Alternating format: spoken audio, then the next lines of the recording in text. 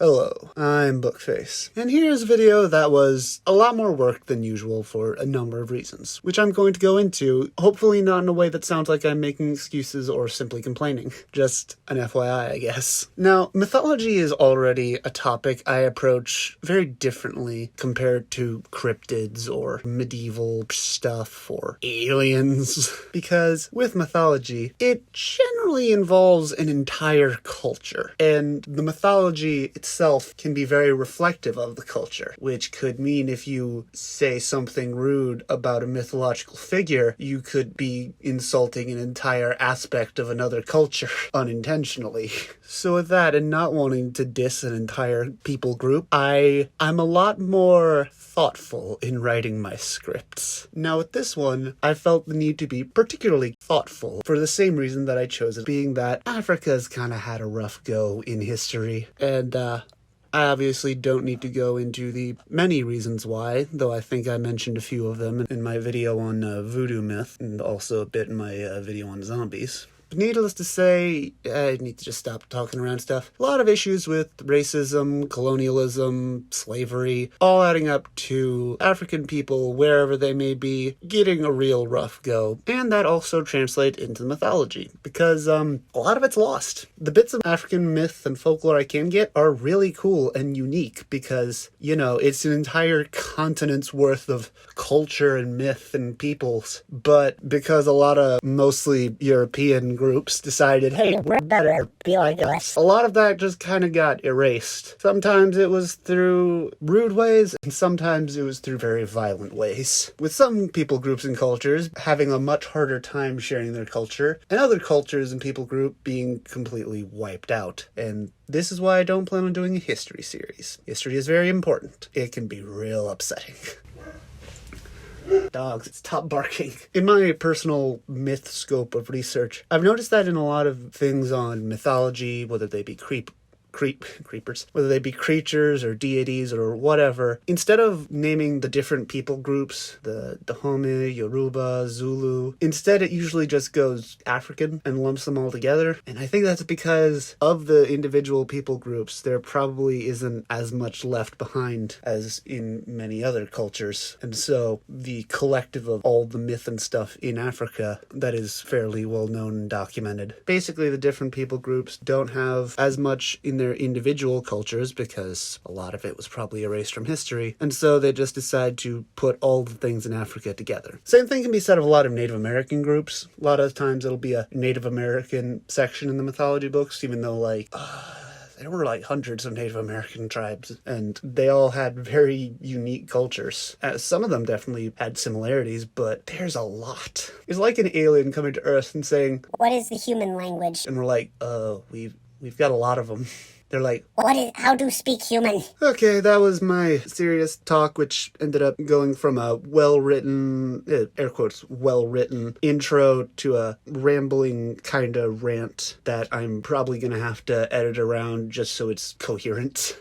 I don't know. Anyways, now today we're talking about some myths from the Yoruba people, a group from Nigeria. It has some better documentation to do my research, and I think that's a good start. Okay, with all that important and majorly depressing background out of the way, let's jump right in. Woo! How long have I been talking? It took me 9 minutes to get through that intro.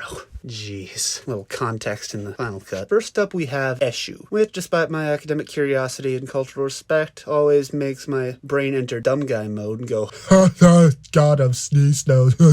My stupid pun-searching brain cannot ignore any coincidental linguistic similarities. Curse you, pun brain! He's also referred to as Elegba or Legba. Interestingly, there is a voodoo deity called Papa Legba, and I knew that this was another trickster deity, but I also didn't know there was a relation to Eshu. Eshu was the messenger to Olodumare, who was sort of like the supreme deity to the Yoruba. And Eshu was also one of the Iranmole, I don't know how to pronounce any of these, which were a bunch of primordial deities there at the beginning of existence, creation of the earth kind of stuff. You know, no big deal. I don't know why I said it nothing Nothing too crazy, just primordial entities at the beginning of existence. Eshu controls and regulates extremes. He's the god of chill out, dude. He also serves as the god of crossroads and the enforcer of natural and divine laws. He carries sacrifices from earth to the gods. Uber Eats could never. He personified mischief, which is actually my personal goal in life, and he teaches that there's two sides to every situation. Additionally, he serves as the intermediary between humans and evil spirits, so he's also the god of slapping Ouija boards out of stupid people's hands. He's also believed to know all languages. Duolingo could never. He's also paired with his sort of equal and opposite Ifa, who represents order. I can't remember from my brief bit of researching, because I kind of got tunnel vision on the one that was going to be in the video, but I think Ifa is like some abstract embodiment of order itself, not necessarily like a dude, but just like this abstract concept that was vaguely deified, personified, sort of. But I can't remember that for sure. Now with Eshu, there were a lot of repeated mistranslations that claimed that Eshu was actually the Yoruba word for the devil, and honestly, I feel like there probably wasn't so much malicious intent behind that, and more just lazy, stupid translators. You're like, Same thing. It's, Eshu has an S in it. You know what else has an S? Satan?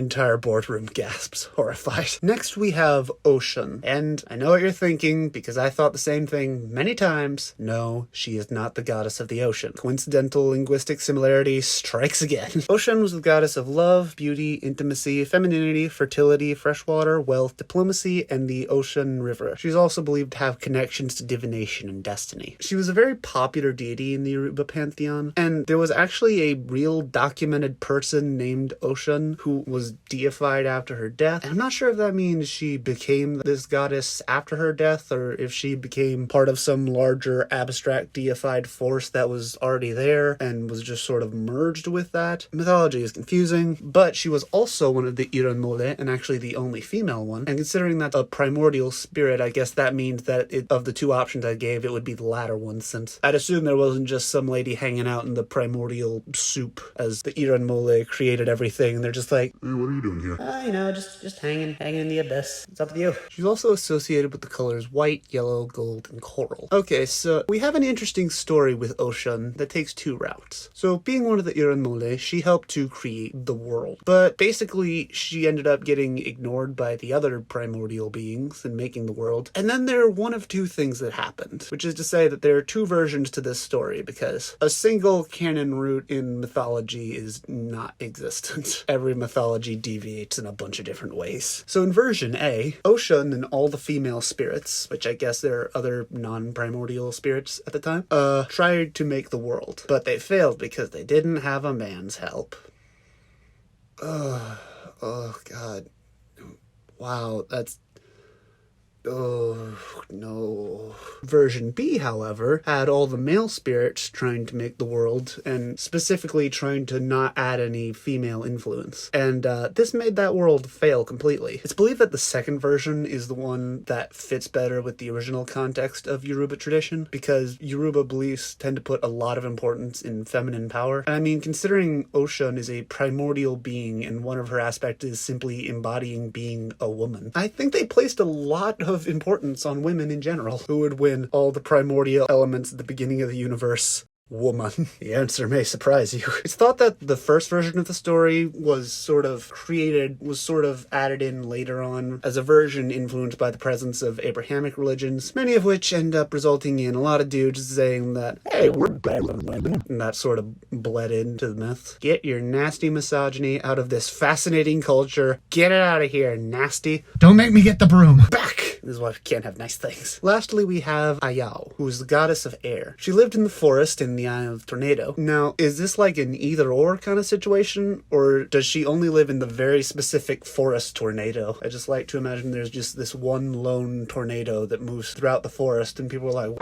what is that? I guess Ayah has a mobile home. She's known to be a warrior and works with Osanyin, who was a god of herbs and healing. My personal headcanon is that she would run out, mess up a bunch of people or spirits, and fight fight, and then go back to her buddy Osenyin to patch her all up so she could fight more. That's the friendship I need. One goes to wreck things, the other's like, hey, good job, high five, take an herb. Give me an herb. Oh no, we're in Resident Evil again. I've been playing Resident Evil, so I'm probably accidentally gonna reference Resident Evil in a lot of these videos. She was the sister of Ayah, and her colors are brown and green. Okay, so I found out a little late into my script writing that Ayah was actually apparently more of a minor deity than the other two. I'm still happy to have her in here, it's just feel kind of bad I wasn't able to find more information. It's awkward now, isn't it? Oh no, what's that? A forest tornado to get me out of this awkward situation? Wah! And there we have 3 deities from Yoruba myth. I'm gonna be honest, I had to put a lot of work in this video, and it's gonna be a lot more work. This recording is over 20 minutes, and my usual recording length is 10 minutes. I got to 10 minutes just doing the intro. So this is gonna be a lot of work, and I'm running a little late, which is a recurring theme in my life recently. But I'm glad to do this one. I'm gonna make sure that this is one I can be proud of, even if that means me going